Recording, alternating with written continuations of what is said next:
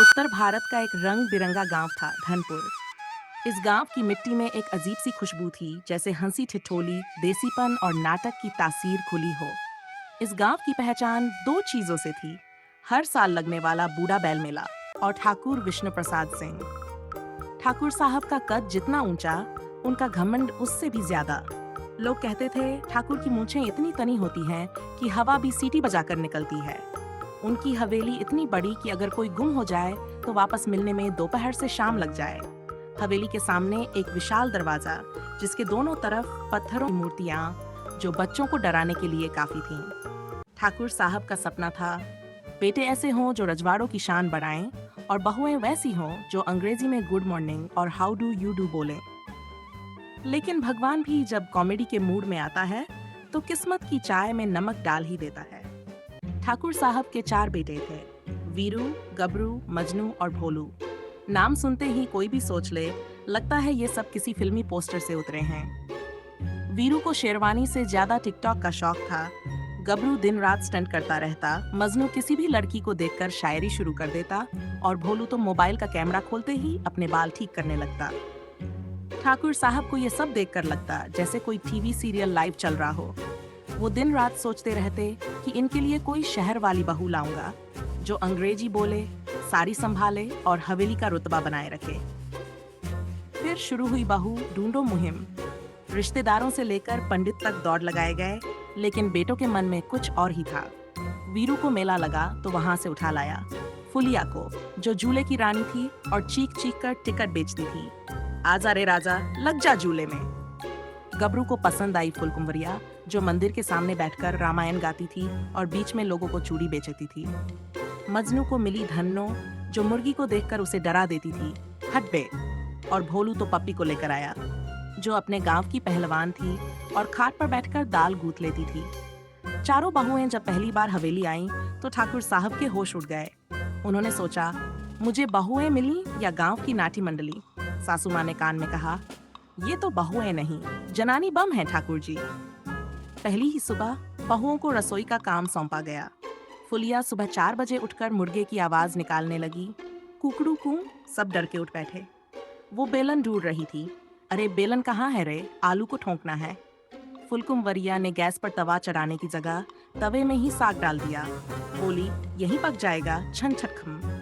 धन्नो ने पकोड़े बनाने के लिए बेसन में दूध मिला दिया। बोली, थोड़ा हेल्दी रहेगा। और पप्पी ने रोटी ऐसी बेली कि वो चादर लग रही थी। सासू माँ ने देखा तो सिर पकड़ लिया। हे भगवान, ये रोटी है या पर्दा? ठाकुर साहब ने जैसे ही पहला निवाला लिया, उनके मुंह से निकला, हे दादा ठाकुर, ये क्या कांड हो गया? बेटों ने हंसते हुए कहा, बाबूजी, थोड़ा देसी स्वाद है, जी लीजिए। बहुएं धीरे धीरे पूरे गांव की चर्चा बन गई। बच्चों से लेकर बूढ़ों तक में बहुओं की हरकतें मजाक का विषय बन गई। कोई कहता, फुलिया तो एक नंबर की ड्रामा क्वीन है। कोई कहता, धन्नो से तो मेरी बकरी भी डरती है। एक दिन बहुएं आपस में बैठी और बोली, कुछ ऐसा करना है कि दुनिया देखे। वीरू बोला, तुम लोग YouTube चैनल खोल लो। नाम रखा गया देसी धमाका बहुएं। पहला वीडियो बना प्याज काटने के देसी तरीके बिना रोए, जिसमें फुलिया ने आंखों पर जाली डाल लिया। दूसरा, सास को मनाने के 22 नुस्खे, गुड़, घूंघट और गलती से गिरा चाय।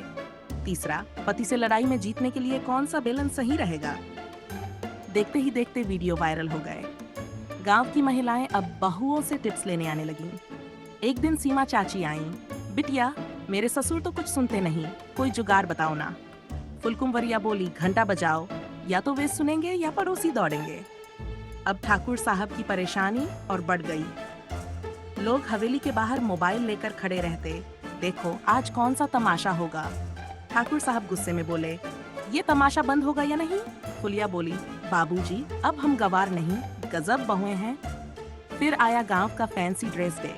फुलिया बनी प्याज की रानी, साड़ी में प्याज के छिलके टांके। फुलकुंवरिया चूड़ी मंत्री, जिसके सिर से लेकर पांव तक चूड़ियां थीं। धन्नो झाड़ू क्वीन, कंधे पर झाड़ू बांधकर आई।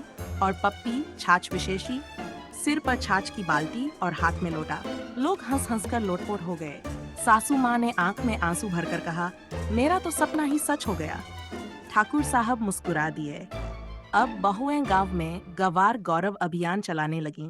दिन में औरतों को क्लास देती, गांव में रहो, स्वैग में जियो। पति बोले ऊंची आवाज में तो जवाब दो चम्मच की खनखनाहट में। फुलकुमवरिया ने शुरू किया गवा टाइम्स अखबार। हर दिन की सुर्खियां कुछ ऐसी होती। धन्नो की रोड़ी फिर खिड़की से बाहर निकली। पप्पी ने एक ही घूंसे में दही मत डाला। धन्नो ने सेल्फ डिफेंस क्लास खोली, जिसमें औरतें चप्पल फेंकने, बाल खींचने और गुस्से में बेलन घुमाने की ट्रेनिंग लेती थीं। पप्पी ने ब्यूटी बचिया नाम से दूध से बना फेस पैक बेचने की शुरुआत की। टैगलाइन थी, गाय का दूध, बहू का रूप। एक दिन गांव में जिलाधिकारी आए। देखा, गांव की महिलाएं अब मोबाइल चला रही थीं, रील्स बना रही थीं और सब्जी वाले से मोल भाव करते हुए वीडियो शूट कर रही थीं। उन्होंने कहा, ये बदलाव प्रेरणादायक है।